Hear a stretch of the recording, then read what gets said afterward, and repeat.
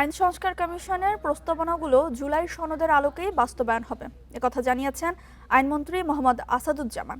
সকালে ঝিনাইদহ শহরের পুরাতন ডিসি কোর্ট চত্বরে বৃক্ষমেলার উদ্বোধন শেষে সাংবাদিকদের প্রশ্নের জবাবে তিনি বলেন, অন্তর্বর্তীকালীন সরকারের সময় আইন সংস্কার কমিশন ১৩৩টি অধ্যাদেশ জারি করে, এর বেশিরভাগই বর্তমান সরকার গ্রহণ করেছে। এ সময় তিনি বলেন, শেখ হাসিনাকে দেশে ফিরিয়ে আনতে সবকিছু করছে সরকার। এর মধ্যে যদি তিনি নিজেই দেশে ফেরেন, আইন অনুযায়ী তার ব্যবস্থা করা হবে।